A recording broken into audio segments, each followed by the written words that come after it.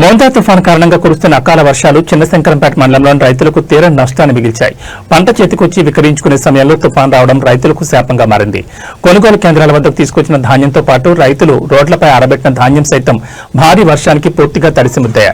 ధాన్యాన్ని కొనుగోలు కేంద్రాలకు తీసుకొచ్చిన అధికారులు తూకాలు చేయడంలో జాప్యం చేస్తున్నారు. దీంతో రైతులు టార్పాలిన్లను అదుపు తీసుకొచ్చి తమ ధాన్యాన్ని కాపాడుకునే ప్రయత్నం చేస్తున్నారు. పంట కోతకు సిద్ధంగా ఉన్న సమయంలో వర్షాలు కురుస్తుండటంతో రైతులు పంట కోయలేకపోతున్నారు.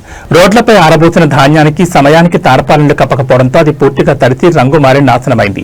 ఈ సందర్భంగా రైతులు తమ ఆవేదన వ్యక్తం చేస్తూ ప్రభుత్వాన్ని ఈ విధంగా కోరారు. అకాల వర్షాల కారణంగా తడిసిన ధాన్యాన్ని కూడా ప్రభుత్వం వెంటనే కొనుగోలు చేసి తమను ఆదుకోవాలన్నారు. ధాన్యం కొనుగోలులో సంచికి కిలో తరుగు తీయకుండా వెంటనే కొనుగోలు చేయాలని రైతులు ప్రభుత్వాన్ని వేడుకుంటున్నారు.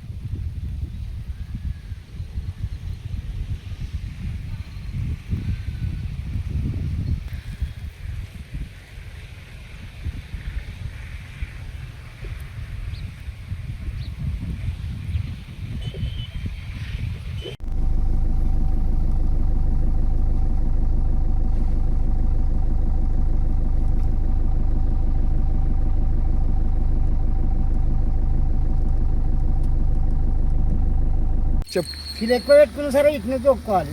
ఏంది గోస మొలకలు వస్తున్నాయి రోజు 10 మంది ఎత్తిపోసుడు ఎండపోసుడు ఇదే కష్టమవుతుంది. మడూరు చిన్నశంకరంపేట మండలం బొమ్మరైన శంకర్ ఇవి తెచ్చి ఆరబోచ్చి ఆరుతలేదు ఎత్తిపోసుడు ఎండపోసుడు అవుతుంది. కిలో ఎక్కువ పెట్టుకున్నా సరే ఇట్నే చూసుకుంటే బాగుంటుందని కోరుతున్నాను. చెప్పు 3 ఎకరాలు కోసుకొచ్చిన మీద పోసినాము. ఇంకా పోసేది ఉన్నది కానీ ఇక అవి పోస్తలేము. ఉన్న కాడికే మొలకలు వస్తున్నాయి. ఇదే ఆరబెట్టుకుంటే బాగా పోసుడు అవుతుంది. ఇట్నే కిలో ఎక్కువ పెట్టుకున్నా సరే అని కోరుతున్నాం. ఈ కలిసిన అట్లని కూడా కిలో ఎక్కువ పెట్టుకుని అయినా మొత్తం చెప్పుకోవాలి, ప్రభుత్వం తీసుకోవాలని కోరుతున్నాం.